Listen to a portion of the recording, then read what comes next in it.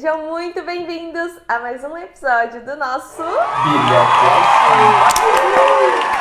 E hoje, minha gente, é dia de continuarmos a leitura do livro de Atos. Vamos ler Atos 9, 10 e 11 e no final nós vamos fazer a nossa análise de tudo que a gente vai estar lendo hoje, tá? Então por isso que eu já te convido para ficar com a gente até o final e abrir a sua Bíblia aí em Atos 9, a conversão de Saulo.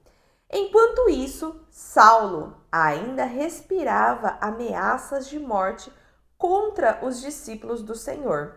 Dirigindo-se ao sumo sacerdote, pediu-lhe cartas para as sinagogas de Damasco, de maneira que, caso encontrasse ali homens ou mulheres que pertencessem ao caminho, os levasse presos para Jerusalém. Na sua viagem, quando se aproximava de Damasco, de repente brilhou ao redor dele uma luz que vinha do céu. Ele caiu por terra e ouviu uma voz que lhe dizia: Saulo, Saulo, por que você me persegue? Saulo perguntou: Quem és tu, Senhor? Ele respondeu: Eu sou Jesus, a quem você persegue. Levante-se e entre na cidade. Alguém lhe dirá o que você deve fazer. Os homens que viajavam com Saulo pararam emudecidos. Ouviam a voz, mas não viam ninguém. Saulo levantou-se do chão e, abrindo os olhos, não conseguia ver nada, de modo que os homens o levaram pela mão até Damasco. Por 3 dias esteve cego, não comeu nem bebeu nada. Em Damasco havia um discípulo chamado Ananias. O Senhor o chamou em uma visão. Ananias, aqui estou, Senhor, respondeu. O Senhor lhe disse: Vá à casa de Judas, na rua chamada Direita, e pergunte por um homem de Tarso chamado Saulo. Ele está orando. Em uma visão, ele viu um homem chamado Ananias chegar e impor-lhe as mãos para que voltasse a ver. Ananias respondeu: Senhor, tenho ouvido muita coisa a respeito desse homem e de todo o mal que ele tem feito aos teus santos em Jerusalém. Ele chegou aqui com autorização dos chefes dos sacerdotes para prender todos os que invocam o teu nome. O Senhor, porém, disse a Ananias: Vá, este homem é o instrumento que escolhi para levar o meu nome diante dos gentios e dos seus reis, bem como diante do povo de Israel. Mostrarei a ele quanto deve sofrer pelo meu nome. Então Ananias foi, entrou na casa, impôs as mãos em Saulo e disse: Irmão Saulo, o Senhor Jesus, que apareceu no caminho por onde você vinha, enviou-me para que você volte a ver e seja cheio do Espírito Santo. Imediatamente, algo como escamas caiu dos olhos de Saulo e ele passou a ver novamente. Levantando-se, foi batizado e depois de comer recuperou as forças. Saulo em Damasco e em Jerusalém. Saulo passou vários dias com os discípulos em Damasco. Logo começou a pregar nas sinagogas que Jesus é o Filho de Deus. Todos os que o ouviam ficavam perplexos e perguntavam: Não é ele o homem que procurava destruir em Jerusalém aqueles que invocam esse nome? E não veio para cá justamente para levá-los presos aos chefes dos sacerdotes? Todavia, Saulo se fortalecia cada vez mais e confundia os judeus que viviam em Damasco, demonstrando que Jesus é o Cristo. Passados muitos dias, os judeus decidiram de comum acordo matá-lo, mas Saulo ficou sabendo do plano deles. Dia e noite eles vigiavam as portas da cidade a fim de matá-lo. Contudo, os seus discípulos o levaram de noite e o fizeram descer em um cesto por uma abertura no muro. Quando chegou a Jerusalém, tentou juntar-se aos discípulos, mas todos tinham medo dele, porque não acreditavam que fosse realmente um discípulo. Então, Barnabé o levou aos apóstolos e lhes contou como, no caminho, Saulo vira o Senhor, que lhe falara, e como em Damasco ele havia pregado corajosamente em nome de Jesus.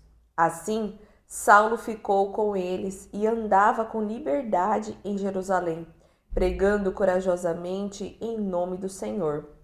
Falava e discutia com os judeus de fala grega, mas estes tentavam matá-lo. Sabendo disso, os irmãos o levaram a Cesareia e dali o enviaram para Tarso. A igreja passava por um período de paz em toda a Judéia, Galiléia e Samaria. Ela se edificava e, encorajada pelo Espírito Santo, crescia em número, vivendo no temor do Senhor. Enéas e Dorcas. Viajando por toda parte, Pedro foi visitar os santos que viviam em Lida. Ali encontrou um paralítico chamado Enéas, que estava acamado fazia 8 anos. Pedro lhe disse: Enéas, Jesus Cristo vai curar você. Levante-se e enrole a sua cama. Ele se levantou imediatamente. Todos os que viviam em Lida e Sarona o viram e se converteram ao Senhor. Havia em Jope uma discípula chamada Tabita, cujo nome em grego é Dorcas. Esta se dedicava a praticar boas obras e a dar esmolas. Naqueles dias, ela ficou doente e morreu.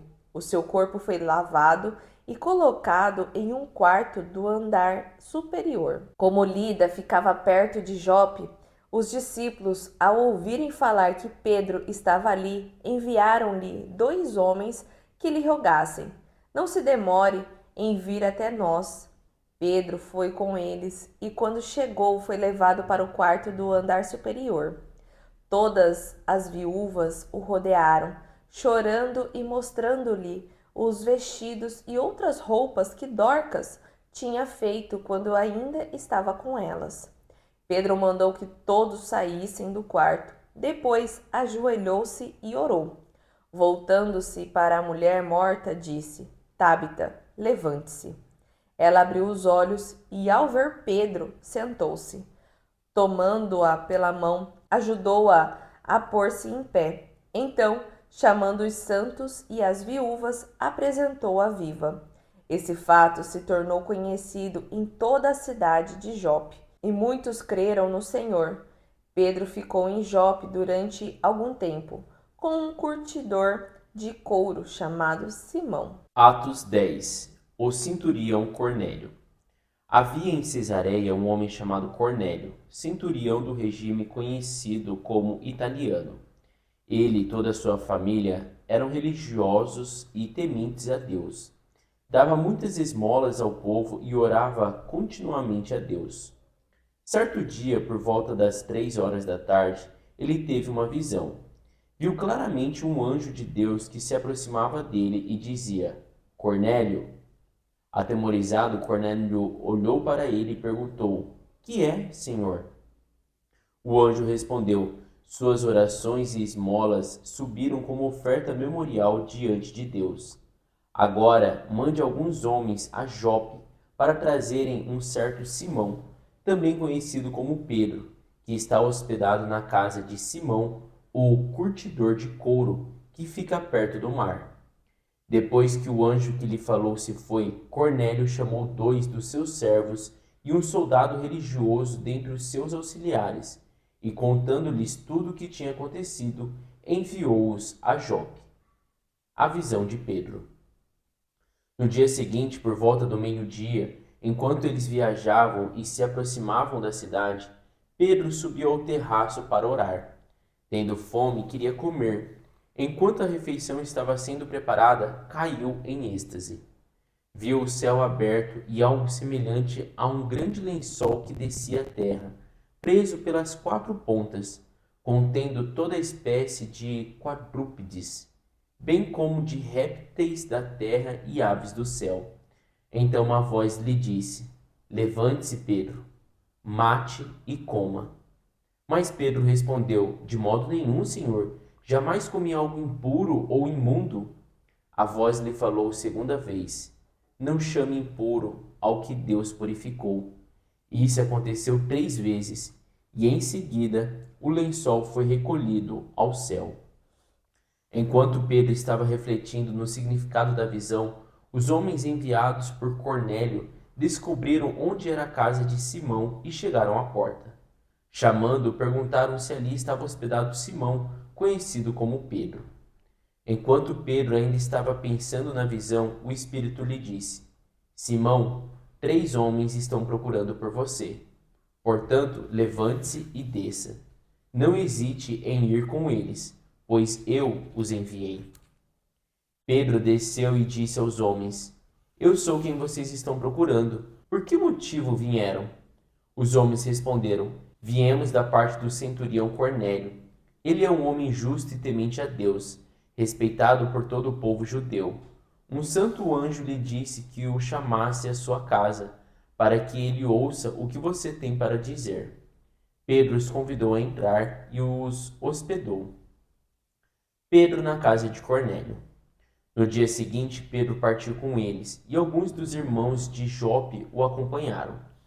No outro dia chegaram a Cesareia. Cornélio os esperava com seus parentes e amigos mais íntimos que tinha convidado. Quando Pedro ia entrando na casa, Cornélio dirigiu-se a ele e prostrou-se aos seus pés, adorando-o. Mas Pedro fez levantar-se, dizendo: Levante-se, eu sou um homem como você. Conversando com ele, Pedro entrou e encontrou ali reunidas muitas pessoas e lhes disse: Vocês sabem muito bem que é contra a nossa lei um judeu associar-se a um gentil ou mesmo visitá-lo. Mas Deus me mostrou que eu não deveria chamar impuro ou imundo a homem nenhum. Por isso, quando fui procurado, vim sem qualquer objeção. Posso perguntar por que vocês me mandaram buscar? Cornélio respondeu: Há 4 dias eu estava em minha casa orando a esta hora, às 3 horas da tarde. De repente colocou-se diante de mim um homem com roupas resplandecentes e disse: Cornélio, Deus ouviu sua oração e lembrou-se de suas esmolas. Mande buscar em Jope a Simão, chamado Pedro. Ele está hospedado na casa de Simão, o curtidor de couro, que mora perto do mar. Assim mandei buscar-te imediatamente, e foi bom que tenhas vindo. Agora estamos todos aqui na presença de Deus para ouvir tudo que o Senhor te mandou dizer-nos. Então Pedro começou a falar: Agora percebo verdadeiramente que Deus não trata as pessoas com parcialidade, mas de todas as nações aceita todo aquele que o teme e faz o que é justo. Vocês conhecem a mensagem enviada por Deus ao povo de Israel, que fala das boas novas de paz por meio de Jesus Cristo, Senhor de todos. Sabem o que aconteceu em toda a Judéia, começando na Galiléia, depois do batismo que João pregou, como Deus ungiu a Jesus de Nazaré com o Espírito Santo e poder, e como ele andou por toda parte fazendo bem e curando todos os oprimidos pelo diabo, porque Deus estava com ele. Nós somos testemunhas de tudo o que ele fez da terra dos judeus e em Jerusalém, onde o mataram, suspendendo-o no madeiro. Deus, porém, o ressuscitou no terceiro dia e fez que ele fosse visto, não por todo o povo, mas por testemunhas que designará de antemão por nós que comemos e bebemos com ele depois que ressuscitou dos mortos. Ele nos mandou pregar ao povo e testemunhar que foi a ele que Deus constituiu juiz de vivos e de mortos. Todos os profetas dão testemunho dele, de que todo o que nele crê recebe o perdão dos pecados mediante o seu nome. Enquanto Pedro ainda estava falando estas palavras, o Espírito Santo desceu sobre todos os que ouviam a mensagem. Os judeus convertidos que vieram com Pedro ficaram admirados de que o dom do Espírito Santo fosse derramado até sobre os gentios, pois os ouviam falando em línguas e exaltando a Deus. A seguir, Pedro disse: Pode alguém negar a água, impedindo que estes sejam batizados? Eles receberam o Espírito Santo como nós. Então ordenou que fossem batizados em nome de Jesus Cristo. Depois pediram a Pedro que ficasse com eles alguns dias. Atos 11. Pedro dá explicações sobre o seu comportamento. Os apóstolos e os irmãos de toda a Judéia ouviram falar que os gentios também haviam recebido a palavra de Deus. Assim, quando Pedro subiu a Jerusalém, os que eram da circuncisão o criticavam, dizendo: Você entrou na casa de homens incircuncisos e comeu com eles. Pedro então começou a explicar-lhes exatamente como tudo havia acontecido. Eu estava na cidade de Jope, orando, caindo em êxtase, tive uma visão. Vi algo parecido com um grande lençol que descia do céu, preso pelas quatro pontas, e vinha até o lugar onde eu estava. Olhei dentro dele e havia quadrúpedes da terra, animais selvagens, répteis e aves do céu. Então ouvi uma voz que me dizia: Levante-se, Pedro, mate e coma. Eu respondi: De modo nenhum, Senhor. Nunca entrou na minha boca algo impuro ou imundo. A voz falou do céu pela segunda vez: Não chame impuro ao que Deus purificou. Isso aconteceu 3 vezes e então tudo foi recolhido ao céu. Na mesma hora, 3 homens que me haviam sido enviados da Cesareia chegaram à casa em que eu estava hospedado.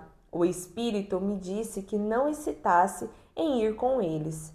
Estes 6 irmãos também foram comigo e entramos na casa de certo homem.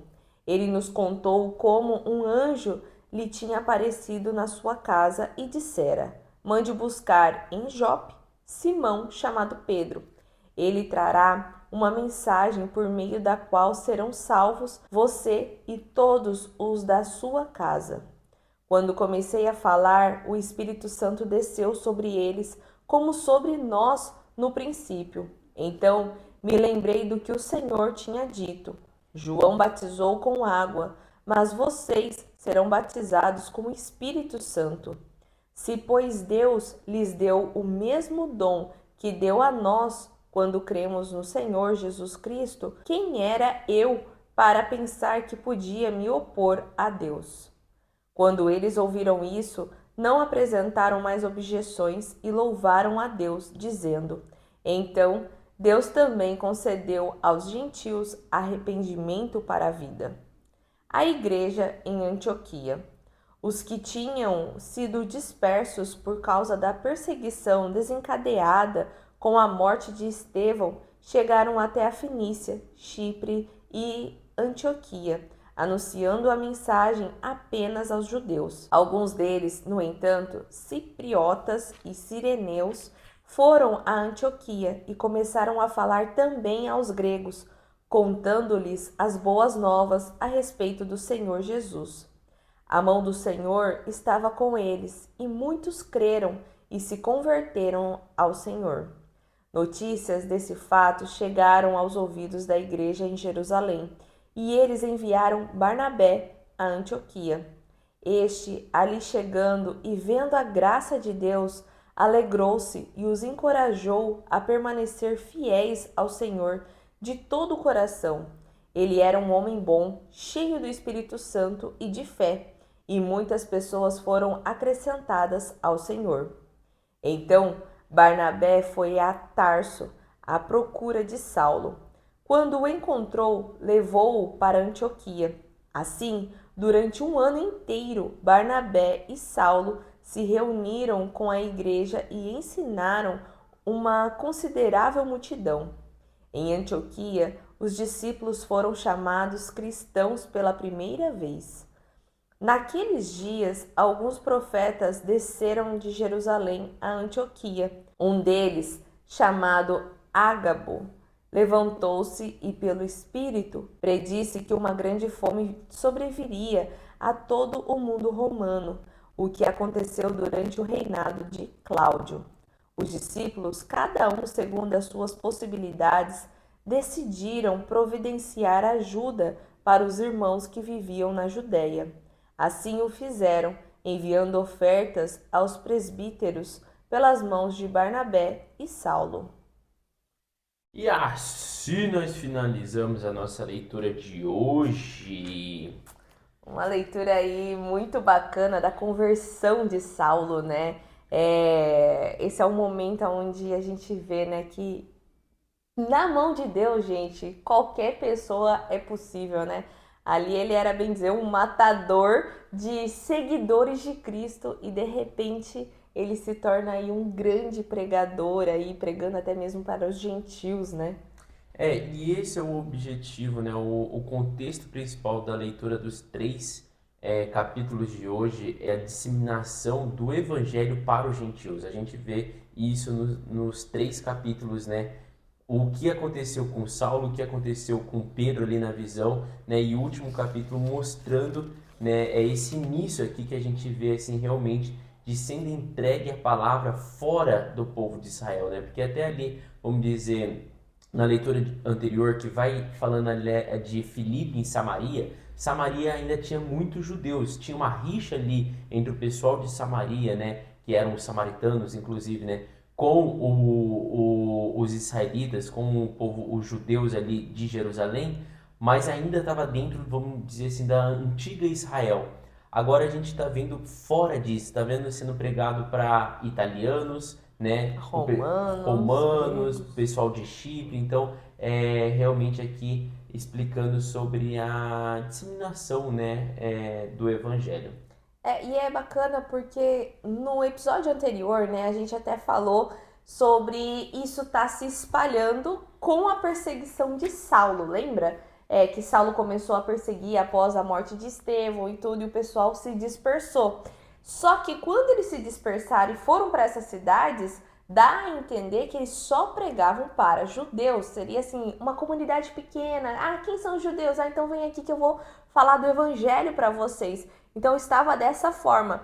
E era uma coisa muito fácil, né? Assim, igual hoje a gente tem as igrejas, onde você for, em qualquer cidade que você for, tem as igrejas. Da mesma forma também, em qualquer cidade onde tinha judeus, tinha tipo um templo, né? Um pequeno templo na qual que, se você quer falar com judeus, é só você ir lá nesse templo e começar a falar, porque os judeus em si, eles sempre, né, adoraram e sempre tiveram a crença deles, né, voltados para Deus. Só que o que eles estavam ali pregando agora era sobre Jesus Cristo, né? Era tipo assim era um famoso assim um upgrade, né? Mas era isso só. Então para eles era fácil. Eles chegavam em algumas cidades, né? Como Antioquia, Tarso, Chipre, Damasco e procuravam onde tem um templo, que é ali, né? Que eu vou pregar sobre as boas novas, né?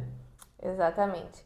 E ali, a respeito dessa conversão de Saulo, né, que fala em Atos 9, que ele estava indo para Damasco. E, gente, Damasco era um centro comercial ali e já não fazia parte, vamos dizer assim, da Jerusalém, porque ele tinha domínio sobre Jerusalém a mando dos sacerdotes. Então, Damasco ficava a 240 quilômetros ali a nordeste de Jerusalém. Então ele precisava de uma carta ali autorizando. Seria assim, eu tô indo para um outro estado, então eu não tenho ali autoridade nenhuma. Então ele foi com essa carta, por isso que fala aqui que ele solicitou tudo.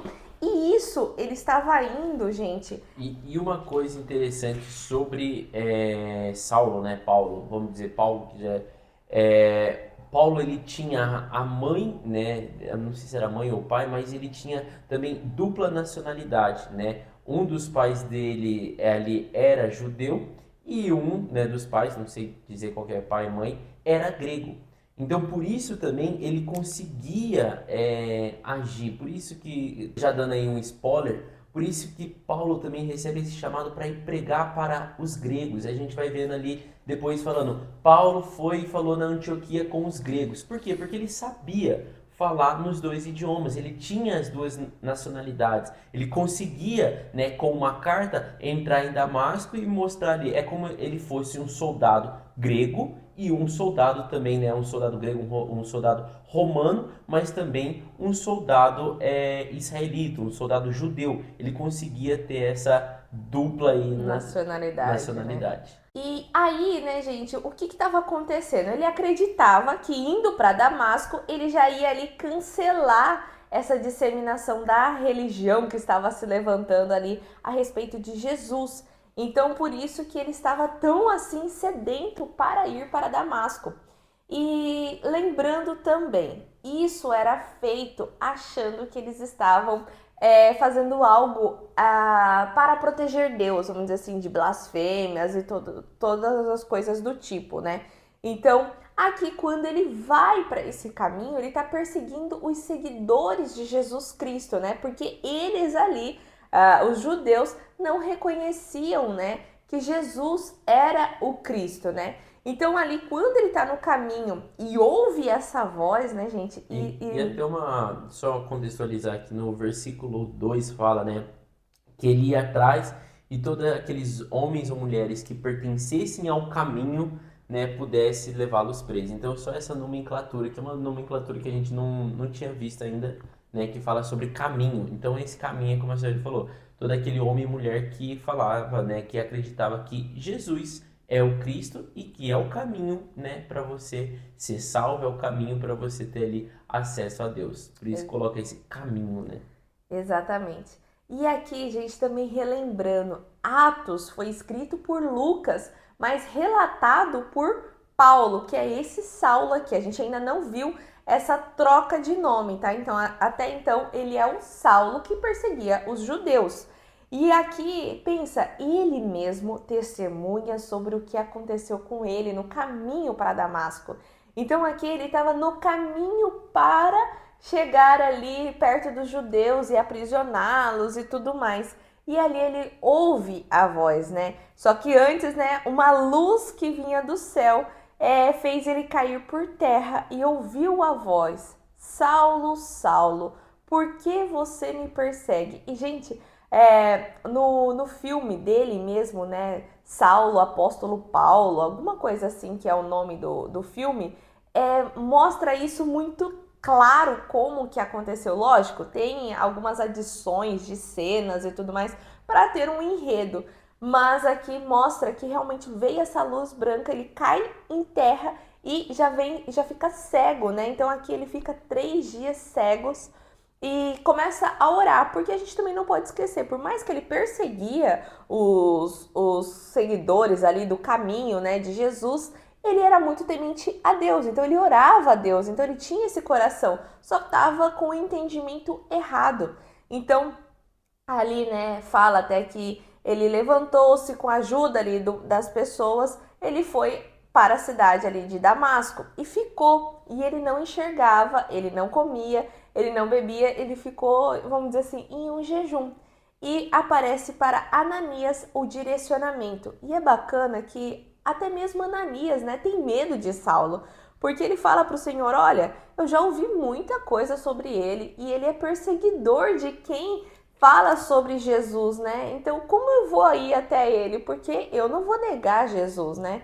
E aí é bacana como Deus, o Senhor ali fala, né, para Ananias. Ele coloca até no versículo 15, né? O Senhor, porém, disse a Ananias: vá, este homem é o instrumento que escolhi para levar o meu nome diante dos gentios e dos seus reis. Então aqui Saulo tinha esse chamado, né, gente? Então Deus já sabia o que queria com ele, Deus já conhecia o coração dele, mas sabia que só tinha um entendimento errado, que se ele se convertesse, meu Deus do céu, ia haver uma disseminação ali da palavra, e realmente foi isso que aconteceu. Então ele vai, cura ali, né, Saulo, porque Saulo também teve a mesma visão de que viria uma pessoa chamada Ananias e iria ajudá-lo a voltar a enxergar. E naquele momento que ele volta a enxergar, ele já é batizado também ali, né? Fala que ele comeu e Ananias o batizou ali, né? Como João Batista batizava, como João Batista ensinou a batizar nas águas, né? E a partir desse momento começa esse caminhar de Saulo, né? E todos ficam abismados, porque imagina, em um dia, foi questão de 3 dias que ele ficou só trancafiado, gente. 3 dias ele estava indo para Damasco com uma carta para aniquilar, vamos dizer assim, prender todos os judeus. E de repente ele está pregando sobre Jesus, né? Na cabeça de qualquer um fala assim, é uma armadilha. Se a gente for ouvir, ele vai nos prender. Então É era tática, complicado, né? É uma tática. estratégia, né, do cara, sei lá. Exatamente. Mas era uma forma também de fortalecer ainda mais a disseminação do evangelho, porque mostra isso, né? A conversão até mesmo de uma pessoa que era contra, era anticristo, vamos dizer assim, ali, hoje prega sobre Cristo, né? Então fala que ele estava ali já pregando em Damasco, na própria cidade onde ele foi para prender os judeus, ele começou a converter ainda mais os judeus, né? Então, E isso é interessante porque os judeus que provavelmente moravam em Damasco, gente, já eram judeus de fala grega. E é isso que é interessante, porque a fala que Deus tem para Ananias é falando, né, tipo assim, este homem é instrumento, isso está no versículo 15, né? Este homem é um instrumento escolhido para levar o meu nome perante os gentios e seus reis e perante o povo de Israel. Então, assim, essa facilidade que Paulo também tinha de falar com os judeus de fala grega, né, também era um diferencial dele. É aquele tipo assim, nada é por acaso, né? Deus aparece realmente chamando ali Saulo, né? Então, além dessa conversão dele aí que é tipo ímpar, né? De Jesus ali realmente aparecer para ele falando por que tá me perseguindo tudo, essa facilidade dele de poder se impor em Damasco, de poder falar, né, com os judeus gregos ali, também era um diferencial significativo. e aí, né, gente, ali em Damasco mesmo, ele vai pregar nas sinagogas. Então ele não pregava assim, tipo, na praça, ele já entrou direto nas sinagogas e falava que Jesus é o Filho de Deus. Então, assim, fica muito contraditório para qualquer pessoa que ouvisse falar, né? Porque até eles falavam, mas não é ele, o homem que procurava destruir em Jerusalém aqueles que invocassem esse nome? E não veio para cá justamente para levá-los presos aos chefes dos sacerdotes? Então, tipo assim, não é ele que falava contra isso e agora ele tá pregando sobre isso? Só que o que acontece, gente? Saulo, ele era uma pessoa muito estudiosa, isso que a gente precisa entender, né? Os argumentos dele era muito bom, porque até fala, ele era poderoso porque ele estudava e a sua mente era brilhante, né? Mas o fato mais convincente foi as suas mudanças de vida. Então ele mudou até a forma como ele se portava, porque assim, se a gente for analisar, né, uma pessoa que vai para aprender alguém, tudo, ele já é mais uma pessoa bruta, né? Então, ali quando ele vai pregando sobre Jesus ser o caminho, parece que ele vai mais humilde também, né? Pregando nas sinagogas, porém com argumentos muito bons. Então fala, né, que agora ele era o perseguido, ele que perseguia, agora ele estava sendo perseguido para ser morto pelos da sinagoga, né, pelos chefes ali, pelos judeus, pelos saduceus, fariseus e tudo mais. Então ele fala, né, que quando ele chegou a Jerusalém, tentou juntar-se aos discípulos, mas todos tinham medo dele. E a gente tem que lembrar também quem são esses discípulos? São os seguidores dos apóstolos. Os apóstolos eram os discípulos antes de Jesus. Então, ali até eles tinham medo, por quê? Antes Saulo queria matá-los. Então, por isso que fala assim, olha, e ele não conseguia direito se ajuntar. E aí é onde entra Barnabé, né? Então, Barnabé o levou aos apóstolos e lhes contou como no caminho Saulo vira o Senhor que lhe falara e como em Damasco ele havia pregado corajosamente em nome de Jesus. Então, ali Saulo teve uma dupla para ele, né, para poder ir pregando, que foi Barnabé. E Barnabé é aquele que a gente comentou já no episódio anterior, que é lá em Atos 4, que fala ali que ele deram um nome para ele de Barnabé, mas até porque Barnabé significa encorajado, alguma coisa assim, que ele vendeu propriedade e tal, e deu todo o dinheiro para os apóstolos para a obra, né? Então ele tinha essa aproximação com os apóstolos e ele já tinha, né, tipo, mostrado, né, ali como ele acreditava, né, na obra de Jesus Cristo. Então, é através de Barnabé, né, esse contato ali que ele consegue, que Saulo consegue chegar até os apóstolos. E depois dele chegar até os apóstolos, né, começa realmente ali o caminhar de Saulo, né, que ele já foi pregar em Damasco, estava em Jerusalém, aí depois ele já é enviado para outra cidade, fala até, né, que ele foi para Cesareia e dali enviaram para Tarso. Então aqui a gente já começa a ver realmente como Saulo foi usado ali, né, para pregar, e parece que como ele estava disponível, seria assim, nossa, eu já fiz tanta coisa errada para o Senhor, né? Agora eu preciso estar ali 1000% para Ele. Então, aonde mandavam, parece que Saulo estava, não, tô indo, vou pelo caminho que é necessário eu ir para pregar as boas novas, né? Então, ali fala sobre esse caminhar de Saulo e depois fala sobre Enéas e Dorcas, duas pessoas, né? Enéas, um homem que era paralítico já havia 8 anos, e aqui já é um episódio para Pedro, tá? A gente abre um parênteses aí, para um pouquinho de falar sobre Saulo e vem para Pedro. Então Pedro estava tendo esse caminhar muito forte também, porque Pedro era ali quem estava edificando a igreja, quem era a pedra angular e tudo mais. E aqui fala, né, que ele estava nessa cidade em Lida. Em Lida, gente, havia esses dois. Um era paralítico há 8 anos e o outro era Dorcas, que não era um homem, né? Pelo nome parece homem, mas era uma mulher que era muito boa, né? Que ela fazia caridades e tudo mais. E esse paralítico, Pedro pede para que seja curado, né? Ele ora tudo e fala, olha, levante-se e enrole a sua cama.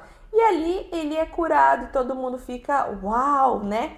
Só que daí eles vão e levam até o corpo desse Dorcas, né? Dessa mulher Dorcas. E ali, né? Após Pedro fazer esse milagre ali, né? Com Enéas, eles pegam Pedro e levam para Jope, uma outra cidade. Ele estava em Lida e curou Enéas. Aí agora ele vai para Jope curar Dorcas. Exato, e é interessante saber, porque ele, no versículo 36, começa ali a falar sobre quem que era, né, essa discípula, mas assim, essa continuação tá ali por 38, então ele quebra ali, né, no texto, explicando sobre essa discípula, mas ele fala, no 38, Lida ficava perto de Jope, e quando os discípulos ouviram falar que Pedro estava em Lida, onde ele já tinha acabado, né, de gerar uma cura ali em Enéas, mandam 2 homens dizer, né, não demore para vir até nós. Então, é só legal da gente entender que, tipo, ele continua mais ou menos a narrativa depois do versículo 38, né, só para, tipo assim, ficam sabendo ali dessa fama, as cidades não eram longe, né, e daí envia pedindo, então, tipo, venha aqui para Jope, venha fazer uma visita aqui também, né, faça os seus milagres por aqui também. E aí, né, Pedro foi com eles para ir até essa mulher, né, que eles queriam que fosse até ela, né? E quem era essa mulher, né? Essa mulher explica ali já no versículo 36. Esta se dedicava a praticar boas obras e a dar esmolas. Naqueles dias ela ficou doente e morreu. E o seu corpo foi lavado e colocado em um quarto do andar superior. Então, essa era uma mulher, né, que era Tábita, que também era chamada Dorcas em grego. Ela era uma mulher boa ali, né? Então parece que todos gostavam dela e tudo mais. E do que enterrá-la, né? Do que sepultar ela, lavaram o corpo dela e deixaram, tipo assim, na cama, no piso superior. Por isso que até o Geiso comentou ali, né, que os 2 homens foi chamar Pedro e falou, não se demorem em vir até nós, porque eles queriam esse milagre para essa mulher, né? E aí, quando ele chega, eles já levam ele, Pedro, até esse piso superior e mostra ali o corpo da Tábita, né? E fala que todas as viúvas o rodearam, chorando e mostrando ali os vestidos e outras roupas que Dorcas Tabita tinha feito quando ainda estava com elas, mostrando assim, olha, ela é uma pessoa boa, né? Ela precisa ser curada, né?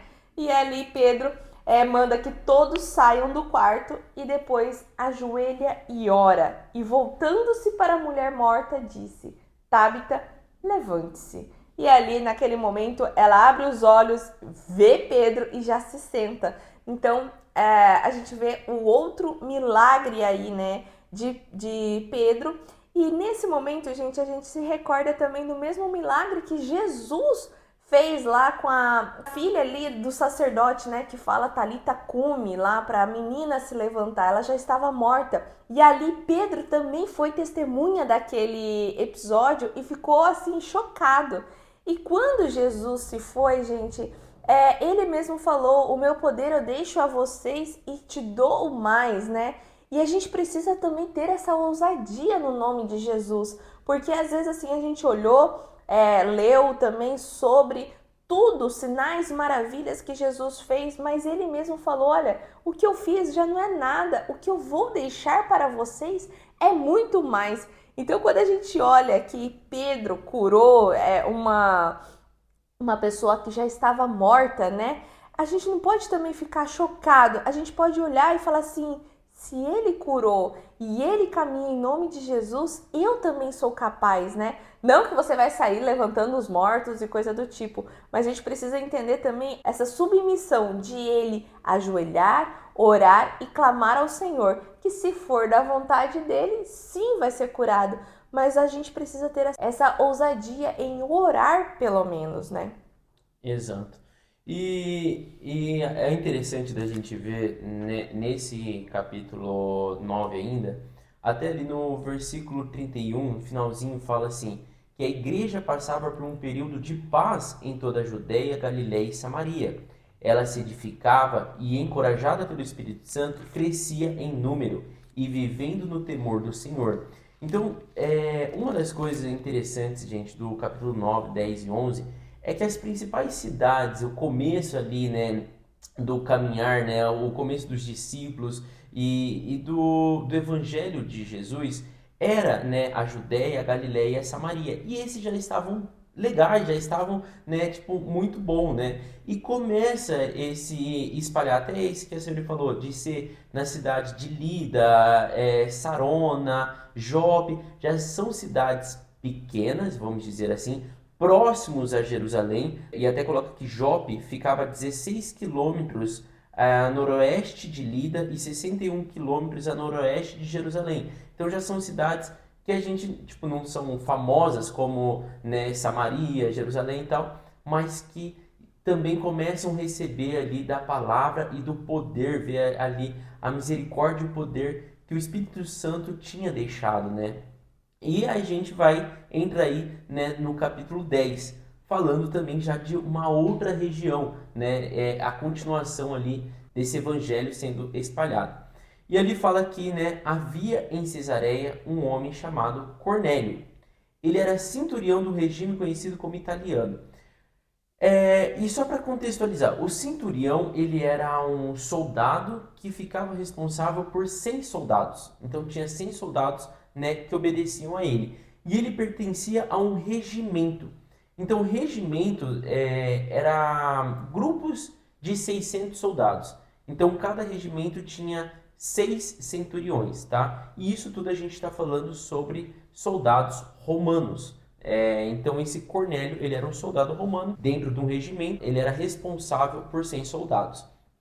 E fala que ele era, né, religioso e temente a Deus, dava esmolas e orava continuamente a Deus. Então mostra que ele era bem assim, respeitava, né, a Deus, amava a Deus, sendo ali o seu único Deus, né, sendo de certa forma assim, devoto, né, vamos dizer assim, a Deus. E fala ali que certo dia, por volta das 3 horas da tarde, ele teve uma visão, né? Um anjo aparece ali para ele e fala para ele, né? Olha, suas orações e suas esmolas subiram como oferta, né, para Deus. Agora, mande seus homens, né, alguns homens a Jope. Então é a continuação desse capítulo 9 que a Sayuri acabou de terminar. Pedro ainda estava em Jope, tinha acabado ali, vamos dizer assim, né, de curar a Tabita ou a Dorcas, e inclusive termina, né, o versículo 43 do capítulo 9 falando: Pedro ficou em Jope durante algum tempo, com um curtidor de couro chamado Simão. Então ele continuou ali espalhando da palavra, né, fazendo mais coisas. E no capítulo 10, né, quando o anjo aparece, ele fala: olha, vai, né, mande homens a Jope para trazer Pedro, né, e ainda dá detalhes, né, Simão, também conhecido como Pedro, que ele está na casa também de um outro, né, Simão, conhecido ali como curtidor de couro. E fala, né, que depois que o anjo falou isso, Cornélio ali, né, imediatamente já age, já manda, né, e esses servos dele atrás ali de Pedro. E isso é muito legal, gente, que tem uma fala, né, que me chama muita atenção, que ela fala assim: o Espírito Santo não se engana, né? O Espírito Santo não revela uma coisa para mim e revela algo diferente para Sayuri, para que a gente entre em atrito. Então, assim, o Espírito Santo, né, chamou ali Cornélio de uma cidade mais distante, né, para pregar o evangelho, e ele aparece, né, para um homem que era romano, né, que deveria receber, que tem ali, né, o intuito de Deus é que ele receba a palavra, que a sua casa seja totalmente ali convertida, mas ao mesmo tempo o anjo, uma visão, né, aparece também para Pedro, né? Porque ali entra ali numa quebra de padrão que tinha na cabeça de Pedro sobre a entrega do evangelho, né? E daí ali fala que, né, Pedro estava com fome, subiu no telhado, foi para orar, estava com fome e ele cai em êxtase, né, como se ele desmaiasse, né? E ele tem uma visão, o céu abrindo e um grande lençol que descia sobre a terra, presa, né, pelos quatro pontos ali, e dentro desse lençol estava toda espécie de quadrúpedes, ou seja, todos os animais que tinham quatro patas, envolvendo porco, camelo, boi, tudo, ovelha, enfim, tudo, gente, bem como os répteis da terra e as aves do céu. Então, dentro desse lençol estavam todos os animais, gente. E ali, né, essa voz fala: levante-se, Pedro, mate e coma. E é interessante porque Pedro estava com fome, né? Ele, vamos dizer, se ele desmaia esperando a comida ser preparada, né? Então ele tem essa visão ali de tudo, né? Tudo que Deus fez está disposto para ele, que ele deveria matar e comer. Mas Pedro, né, sendo ali, tendo esse pé no judaísmo, né, ele fala: de modo nenhum, Senhor, jamais comi algo impuro ou imundo. E a voz fala: não chame impuro o que Deus purificou. E aqui relata que isso aconteceu 3 vezes, ou seja, fica 3 vezes nessa: oferece, Pedro nega, e a voz fala: não, não negue, né? Tudo que Deus fez é puro, né? E isso é interessante porque Pedro tem essa toda vez, né, essa coisa de 3 vezes acontecer. 3 vezes ele nega o Senhor, 3 vezes o Senhor fala para ele, né, tu me amas, então apacenta minhas ovelhas, né? E eu acho que é até uma forma de Pedro também falar assim: nossa, realmente, né, tipo Jesus falando comigo mais uma coisa, dando mais um ensinamento. E aqui, gente, qual que é o ensinamento principal, né, disso daqui? Trazer essa visão, essa quebra de padrão que Pedro tinha e também muitos judeus ali, né, tinha, de que as coisas eram impuras, né, coisas que você comia, muitos alimentos eram impuros, inclusive tem lá, isso vai lá para Êxodo, gente, animais de Pata pata, fendida. pata fendida, que tem rumen, que não rumina, enfim, tem lá as explicações. São animais impuros, né, dados lá pela lei mosaica. Então, enquanto isso, gentios, outras pessoas, comiam isso. E pelo fato deles comerem, eles eram considerados pelos judeus como impuros, né? Eu não posso me assentar numa mesa com impuros, né? E Jesus já mostrava isso para os discípulos, que ele sentava com os publicanos, com os gentios, compartilhava da mesa, né? Mas vamos dizer assim, depois que Jesus partiu, é como volta aquela antiga crença.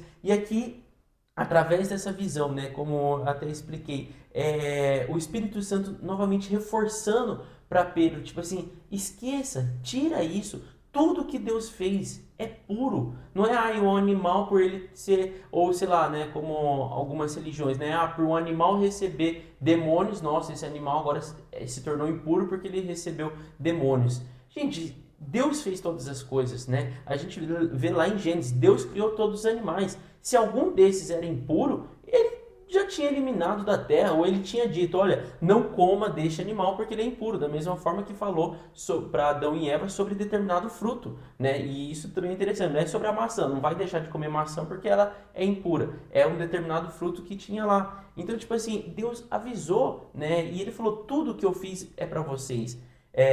Então aqui é trazendo essa visão, né, para Pedro. E também trazendo não é um upgrade também no Antigo Testamento, tá, gente? Porque sim, Deus já tinha dado a lei para Moisés compartilhar com os judeus a respeito dos animais, e até aquele ponto, sim, existia essa diferenciação aonde tinha a ordenança de Deus sobre animais puros e impuros, que você podia comer, que não. Só que aqui seria assim, calma, já foi necessário isso, porque aquele momento eles estavam passando por um êxodo também, gente. Isso que a gente precisa entender, por que Deus colocou essa lei de animal puro e impuro. Eles não tinham todo o saneamento que hoje nós temos em uma casa, que pode limpar e tudo mais. Então eles estavam em meio a um deserto, então eles não podiam comer qualquer coisa. Então um animal que ruminasse, o estômago dele ficaria mais sujo, vamos dizer assim, sabe? Então eles não conseguiriam limpar de uma forma que eles não se contaminassem. Então seria assim,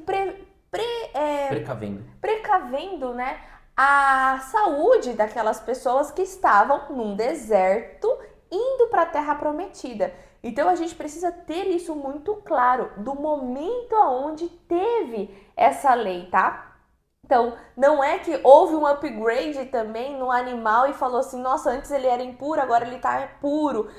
O porco, igual o Jason citou, né, de receber os demônios ali. Foi o porco onde Jesus tirou ali daquele homem e enviou nos porcos, mas não quer dizer que todos os porcos agora vão ser endemoniados. Então, aqui ele estava tentando o quê? Quebrar também esse conceito na cabeça dos judeus, e precisava ser quebrado principalmente na pedra angular, que era Pedro, né? Porque Pedro não conseguia assimilar isso de que ele era um edificador de igreja que precisava sentar com várias pessoas. Então, para ele precisava continuar nos costumes judeus. Então, quando mostra isso, já quebrando um paradigma para o que ele iria viver, né? Que o Jason até vai explicar um pouco mais para frente. Mas ele iria viver algo junto com os gentios. Então, ele precisava... Olha, calma, Pedro, não é mais desse jeito. Você precisa abrir a sua mente, vamos dizer assim, né? Exatamente. E isso é interessante que no versículo 17 fala: enquanto Pedro estava refletindo no significado da visão, ou seja, ele ainda não tinha entendido direito, né? Chega ali as pessoas atrás, né, dele, enviados por Cornélio, que a gente acabou de ler, né? E conta, ó, tem, né, estão chamando você, estão procurando você e tal. Só que ele já, por aquela visão, ele já entende de tipo assim, tem algum chamado para mim, né? E mostra ali que ele, né, chama eles, né, para entrar, adormecer ali, e no outro dia eles vão, né, partem dali. E daí a gente vai para já Pedro na casa do Cornélio, que fala ali, no dia seguinte Pedro parte com eles, né, vão com eles também alguns dos irmãos de Jope. Então é interessante que foi, né, alguns soldados de Cornélio, ali, uns servos, vamos dizer, e nessa volta esses servos, mas também alguns irmãos de Jope acompanhando ali Pedro, né? E como a senhora falou, gente, isso tinha que acontecer, tinha que ser o início do evangelho sendo pregado para os gentios, era necessário que começasse ali por Pedro, né? Porque ele era a fundação ali, é quem estava, e isso a gente vê muito na personalidade de Pedro, essa quase uma coisa natural dele de chefia, de direcionar, de puxar os demais para aquilo. Então é quase assim uma conversão, né? Vou usar essa palavra, mas é uma conversão primeiro, né? quebra de padrão primeiro com Pedro, para depois ele falar assim, olha, tá assinado agora, né? Eu entendi e vocês também devem seguir o mesmo passo. Porque daí, né, quando Pedro chega na casa de Cornélio, né, Que é em Cesareia, né? que é em Cesareia, né, que daí ele já está dentro de uma casa que fala que cheio de pessoas, tinha parentes e amigos mais íntimos, mas tinha ali, não era só Cornélio, poucas pessoas, não dá pra gente saber, mas tinha mais pessoas. E daí vem para aquela parte também que quando ele chega, Cornélio ali já, né, prostrou-se aos pés de Pedro, né? Isso também é uma coisa, um detalhezinho muito curto, mas me chama a atenção, né? Que Cornélio se prostra aos pés de Pedro e também o adora. E Pedro já, tipo, levanta ele e fala, não, levante-se, eu sou um homem como você, né? E isso é um detalhe para mim interessante, porque Pedro não quer nenhuma honra, nenhuma glória, né?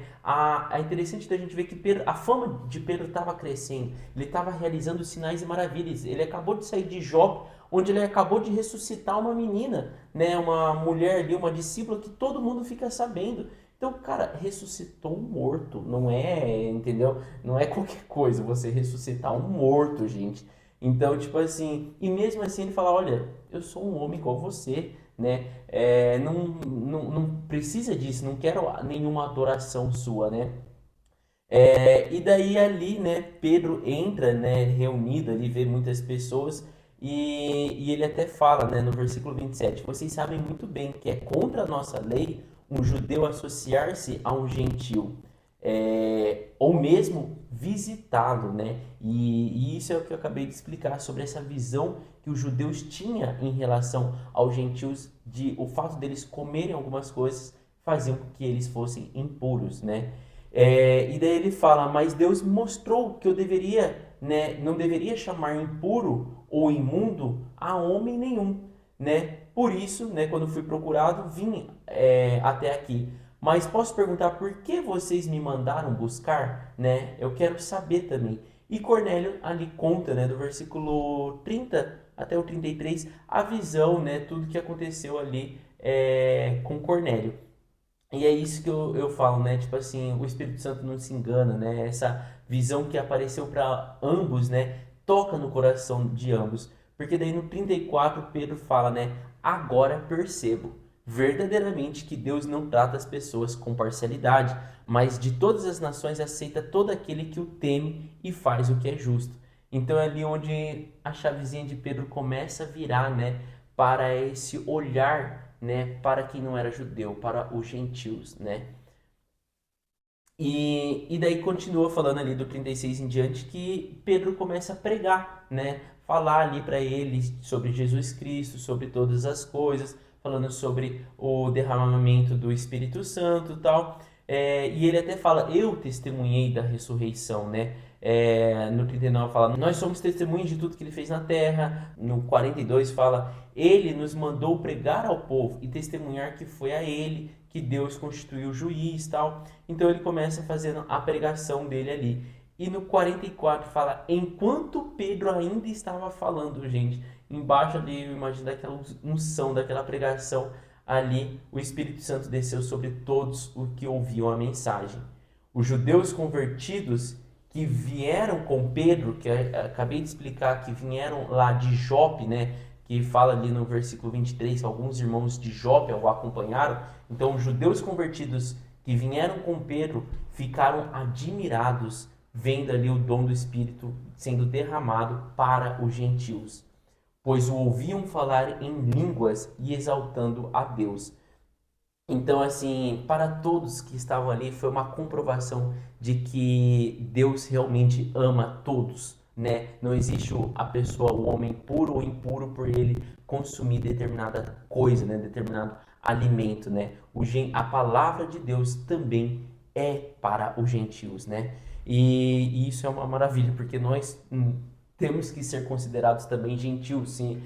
Não temos uma ligação ali, né? Com os judeus nós somos considerados gentios, né? Então é uma palavra de misericórdia para todos nós, gente. E ali termina falando que também foram batizados, né? Porque eles receberam o Espírito Santo, mas ordenou no versículo 48 que fossem batizados em nome de Jesus Cristo, né? E daí a gente vai para o capítulo 11. Que daí aqui sim, né, gente, mostra a parte da rixa entre judeus e gentios, né? Porque ali fala que Pedro volta para Jerusalém, né? Então ali em Jerusalém tinha dois times já, né? O time dos que eram sacerdotes, que não era a favor dos que seguiam a Jesus, e o time dos que eram seguidores de Jesus, porém tinha muito claro que a palavra era só para eles, né? Então a gente precisa entender também que quando eles saíram lá do Êxodo, tudo, eles se sentiam já salvos e, vamos dizer assim, escolhidos por Deus por serem israelitas. Ponto. E então aquilo deixava já eles assim unânime e soberanos sobre todas as outras pessoas. E com a morte e ressurreição de Cristo, a gente vê que a palavra começa a se espalhar agora, né? Com Pedro, né, entendendo que ninguém é imundo ou impuro, né, que a palavra pode ser expressa para qualquer outra pessoa. Igual o Jesus falou, precisava ser com ele, porque ele era o mais ali afinco na lei, né? Tudo ele contestava também, até mesmo quando ele caminhava com Jesus, ele mesmo falava, mas a gente vai se sentar na mesa de publicanos, né? Então, ali ele já estava sendo aquebrantado. E existia dentro dessa Jerusalém essas pessoas que eram assim como Pedro, que acreditava que era só para eles. E quando Pedro volta ali, né, as pessoas já vão ali em cima, aquele negócio que a gente fala, né, com o pé no peito de Pedro, falando: "Ah, a gente ficou sabendo, né, que você até batizou gentios. Que coisa é essa, né? Eles são incircuncisos, né? Então seria assim, eles não são descendentes de Abraão. Como que você está falando para eles?" E ali Pedro, né, começa a explicar exatamente como tudo havia acontecido e fala tudinho, né, que a gente leu ali no capítulo 10, sobre tudo que aconteceu, tanto com a visão dele e como foi lá na Cesareia, na casa de Cornélio e tudo mais. Então ali, quando ele explica e mostra também que Deus falou com ele, mostrando que ninguém é impuro ou imundo, ali já quebranta as pessoas e fala, realmente, né? E isso tá no versículo 17, que é a conclusão de Pedro, eu acho legal, que ele fala: Se, pois, Deus lhes deu o mesmo dom que nos tinha dado quando cremos no Senhor Jesus Cristo, quem era eu para pensar em opor-me a Deus? Ou seja, eu tive um fruto, né? Eu tive assim, uma comprovação. Eu não cheguei lá, preguei e nada aconteceu. Não, eu e mais discípulos que vieram comigo de Jope testemunharam do derramamento do Espírito Santo. Então, tipo assim, não é eu quem derramo, é Deus quem derrama o Espírito Santo. E se Deus derramou, o que eu vou me opor, né? Então, essa conclusão, né, de Pedro ali apresentando também para os demais, eu acho muito interessante. É crucial, né? Porque até eles falam, né? Quando eles ouviram isso, não apresentaram mais objeções e louvaram a Deus, dizendo: Então, Deus também concedeu aos gentios arrependimento para a vida. E, gente, é esse o momento onde tem essa quebra e aonde inclui a gente também, né? Igual a gente falou, a gente não pode falar que a gente não é gentil. Não sabe se a gente tem essa descendência ali, né, dos judeus. Então, foi a partir desse momento que foi possível que nós também pudéssemos ter acesso ao Evangelho, né? Por conta dessa ousadia no Espírito que foi concedida aos outros, né? Aos apóstolos e aos discípulos ali dos apóstolos, né? E aí, né, o outro tópico que a gente tem dentro desse capítulo 11 é a igreja em Antioquia. Só que lá no início, gente, a gente vê desse tópico que ela estava ainda sendo pregada apenas aos judeus. Fala até, né? Os que tinham sido dispersos por causa da perseguição desencadeada com a morte de Estevão chegaram até a Fenícia, Chipre e Antioquia, anunciando a mensagem apenas aos judeus. Então ali é aquele negócio, né? Eles estavam em países e lugares estrangeiros, porém para aquele grupinho, como se fosse assim: aqui está a colônia brasileira dentro do Paraguai, a colônia brasileira dentro dos Estados Unidos, então vamos pregar apenas para eles. Então tava nesse jeito, tá? Só pra gente conseguir desenhar na nossa cabeça. Só que algum deles, no entanto, cipriotas e sirenos, foram a Antioquia e começaram a falar também aos gregos, contando-lhes as boas novas a respeito do Senhor Jesus, né? Então a mão do Senhor estava com eles e muitos creram e se converteram ao Senhor. Então ali foi quando teve essa disseminação também ali para outras pessoas, né? Principalmente para os gregos. Então teve essas pregações e ali essa notícia chegou ao ouvido da igreja ali em Jerusalém. E em Jerusalém a gente tem que lembrar que já houve um episódio com Pedro, que Pedro já falou lá que agora Deus libertou para todas as pessoas, vamos dizer assim, o evangelho. Então eles enviaram Barnabé a Antioquia, né? E ali, gente, a gente vê que o Espírito Santo estava trabalhando, né? Porque eles estavam em outro lugar e começou a ter muitas pessoas convertidas, né? E quando Barnabé sabe disso, né? Ele vai para Tarso e procura por Saulo, porque também sabe que Saulo falava a língua deles. Então a gente precisa entender também essa utilização que foi de Saulo no espalhamento, vamos colocar aí, do evangelho, né? Porque ele sabia falar outra língua. Os discípulos ali, né, muitos eram muitos judeus. Então, por eles considerarem aquele negócio que a pessoa era imunda, que não podia nem ir na casa, não podia visitar e nem nada, então eles nem, vamos dizer assim, sabia da cultura e muito menos da língua, às vezes, daquelas outras pessoas. Então, Saulo foi levado ali para Antioquia, né? Então, assim, durante um ano inteiro, que fala ali no versículo 26, Barnabé e Saulo se reuniram com a igreja e ensinaram uma considerável multidão. Em Antioquia, os discípulos foram chamados cristãos pela primeira vez. Então, cristãos são aquelas pessoas que acreditam em Cristo, tá? Então, sempre, quem que você é? Eu sou cristão. Então, não quer dizer, eu sou evangélico, eu sou cristão, porque creio em Jesus Cristo. Então, essa foi a primeira vez que começou a ter essa palavra, tá? Ter essa denominação. Então, isso é muito bacana, que começou em Antioquia. Porque realmente é quando nasce ali, né? Igual, tipo assim, você é o quê?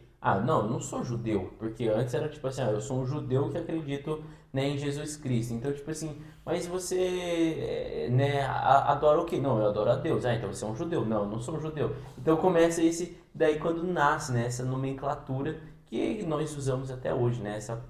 Chamados, né, cristãos. Exatamente. E depois fala até um episódio interessante, né? Que é por meio de Ágabo, né? Que o Espírito Santo fala ali e prediz uma fome, né? Ali sobre todo o mundo romano. E ali ele se organiza mostrando o que é uma igreja, né? Eu acho muito bacana esse do versículo 27 até o 30, mostrando sobre essa compaixão. Que a igreja não é só apenas para pregar o evangelho, mas sim para estender a mão na necessidade também das outras pessoas. Então, ele mostra que eles se organizaram, né? Os discípulos, cada um segundo as suas possibilidades, decidiram providenciar ajuda para os irmãos que viviam na Judéia. Então, seria assim, não é que eu tô aqui cuidando da minha igreja e tudo bem, você cuida da sua. Não, calma. Se já está falando o Espírito Santo, eu preciso saber o que eu posso fazer para poder ajudar para aquilo não virar uma catástrofe, né? Então, esse momento é bacana que nos abre os olhos para mostrar assim, olha, igreja não é só sobre a palavra, igreja é sobre ajudar, igreja é sobre você ter compaixão sobre o outro, é você ter essa empatia pela outra pessoa, sabe? E poder ajudar o outro.